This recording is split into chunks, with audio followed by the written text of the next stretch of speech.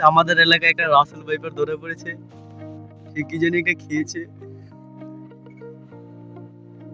তার পেটে কি জানি লড়তেছে। ও ভাই সাপ, অনেক বিশাল সাপটা,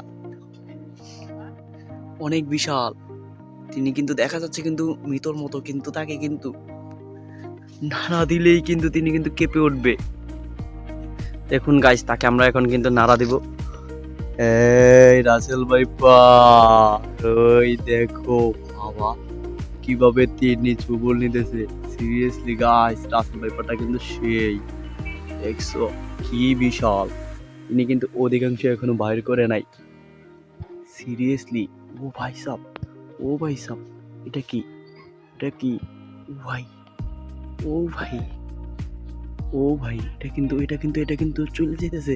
সিরিয়াসলি গাইস, এটা বিশাল বিশাল বিশাল বিশাল বিশাল। এটা কিন্তু কি জানি খেয়েছে গাইস। ভাই সাব, ওয়াও, এটা কিন্তু ঢুকে যাচ্ছে গাইস। আর এই সাপটাকে মারার জন্য কিন্তু রেডি হচ্ছে আমার ছোট ভাই শ্রাবণ। তো দেখা যাক শেষ পর্যন্ত আমরা সাপটা মারতে পারি কিনা। কিন্তু আমরা রেডি হচ্ছি।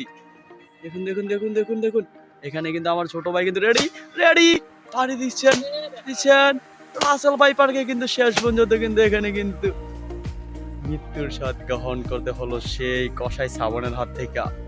গাইস দেখুন কি বিষয়, ও ভাই সাব, ওয়াও, আস্তে, এটা সাইজটা কতটুক, এটা লম্বা কর লম্বা কর।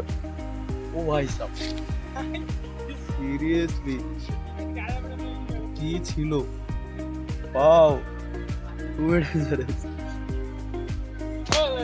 আস্তে, সেই গাইস সেই। এটাকে কিন্তু শেষ পর্যন্ত আমরা মৃত্যুর স্বাদ গ্রহণ করালাম এই কসাইয়ের হাত থেকে। এই কসাই কিন্তু তিনি কিন্তু এটাকে মেরেছে গাইস। ওই দেখেন আরেক কসাই কোথায় বাড়ি দেয়। সিরিয়াসলি গাইস, এটা কিন্তু বিশাল, ওয়াও ওয়াও।